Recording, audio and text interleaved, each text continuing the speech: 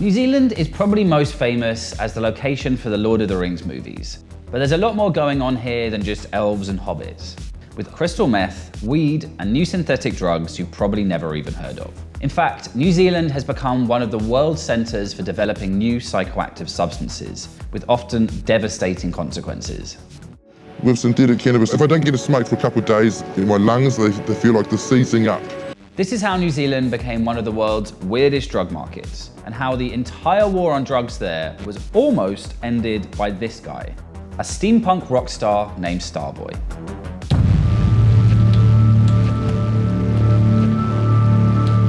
Napoleon famously claimed that geography is destiny, and when it comes to New Zealand's war on drugs, he might have been right.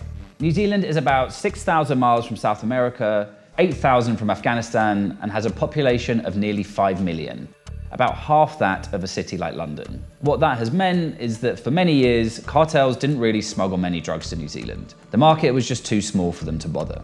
Geographical isolation plays a big part in the way that New Zealand's drug markets and drug consumption has developed. Drugs like cocaine, heroin have not been particularly popular here. Of course, none of that means that Kiwis take fewer drugs than other people.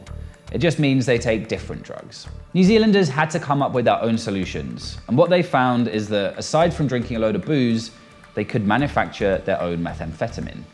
Who is using meth? What type of people? Everyone, every class is on it. There's lawyers, there's doctors, there's businessmen and politicians. I can't name you a class of people or a particular profession that's immune. So it's throughout New Zealand society. So things that can be produced in New Zealand, so methamphetamine, prescription opioid, they're the most popular drugs in the New Zealand context. As a simple chemical, the dangers of meth are often overstated. But in an illegal market, it can cause real damage to people's lives. And in the early 2000s, deaths and violence related to illegal meth began to rise sharply. But this is when the story of New Zealand's drug war takes a very unexpected turn, because this is when we meet Matt Bowden. Matt is a musician who plays steampunk-inspired glam rock under the name Starboy. He's also a drugs entrepreneur who made millions of dollars producing psychoactive chemicals in New Zealand and very nearly changed the world. I had a family member who unfortunately lost their life after taking too much ecstasy, and another friend ended their life using crystal meth. And it sort of cemented for me a feeling that I needed to get involved in developing safer alternatives, and that we needed to have quality control and a regulatory system in place, rather than just having a taboo around substance use when it's been a normal part of human behaviour going back to the dawn of time. The chemical that Bowden eventually settled on was BZP, which he and others sold as party pills all over New Zealand. We got a team of scientists together and looked for a safer alternative to crystal meth. We found in the research that there was a molecule which had been used previously in an antidepressant, and we knew this was a lot safer and non-addictive. So for 8.5 years, we sold 26 million pills to 400,000 consumers on 10.5 million occasions with no deaths and no lasting injuries. BZP became wildly popular, with 5 million pills being sold every year and evidence indicating that a fifth of the entire population had tried the drug at least once. And this was all completely legal. BZP was such a new chemical that the authorities hadn't even had time to ban it. The price of meth dropped and there was an oversupply, and it was obvious that it's because the safer alternative had displaced it from the market. What it proved was that if you make a safer alternative available, that consumers will trend towards that.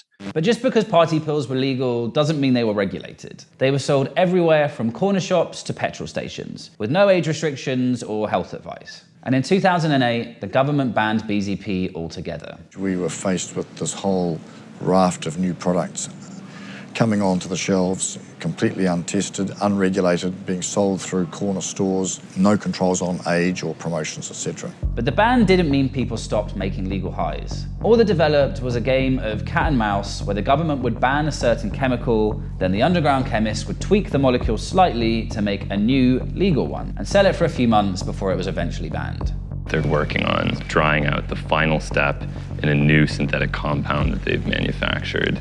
Even if this lab were to be stopped, it's done in hundreds of thousands of other labs in China, and another one will always pick up the slack. There's just too much money in it. This is the pattern of so-called legal highs all over the world.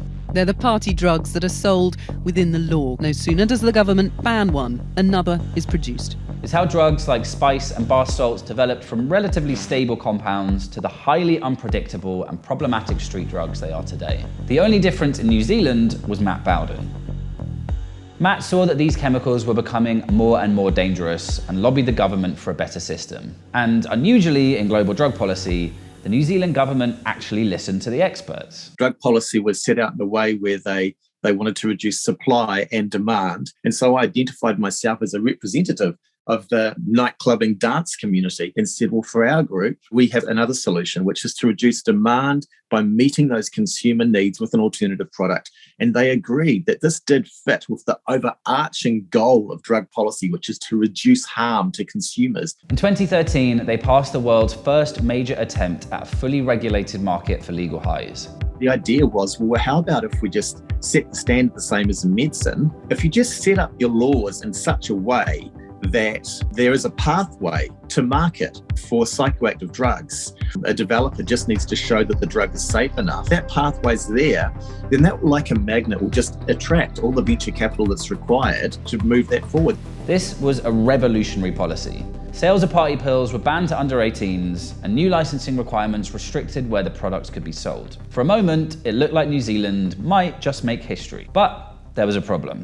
The media began showing images of long lines outside head shops, and the government lost their nerve. All the legal drugs that had been available were banned. And though new ones are still allowed on paper, a technicality was added to the law that prohibited testing on animals, essentially making new products impossible to develop. To do safety testing on a drug, a medicine, a cosmetic, anything you put on your body, there is some testing on animals, and it can be done ethically or it can be done without cruelty. But as always, banning certain products didn't mean people stopped trying to get high. They just went back to using more dangerous drugs. This shit was actually way cheaper than weed and had much more of like an effect. So that's how I got into smoking it. I just needed it to cope. The government's to blame, they're the only people to blame. Of course it's gonna go underground, and then people are gonna start making shit that is harmful. Crucially, after the ban on party pills, people also went back to using meth in even greater amounts than before. And as always with the war on drugs, this has hit the poorest and most marginalized communities the hardest. The kicker with methamphetamine is that use is concentrated in communities that already suffer from multiple harms. Problematic use of methamphetamine within already disadvantaged communities is tied to poverty, racism, colonisation, deprivation, and so on. But now, things are different. Because of New Zealand's isolation, the price of drugs there is much higher than it is in, say, the US or Europe. In fact, a kilo of meth can reach over 10 times the price in New Zealand than it does in the States. And with the market growing as fast as it is, the international cartels have now begun to pay attention. Estamos en lo que viene siendo, o lo que le llaman un laboratorio clandestino. Aquí en Sinaloa un kilo de cristal nos cuesta $1,500. En Estados Unidos el kilo te viene saliendo en 4,000. En Nueva Zelanda lo estamos vendiendo, tenemos un cliente de, pues el mercado de Nueva Zelanda para nosotros es muy importante. Cartels from Mexico are now allying with biker gangs and displacing the DIY meth labs. And this is creating new levels of violence as gangs compete to control the expanding market. Drug deaths and gang violence have reached unprecedented levels in New Zealand. And all this might have been avoided had Matt Bowden and his safer, legal party pills been given a chance. We'd like to congratulate drugs for winning the war on drugs.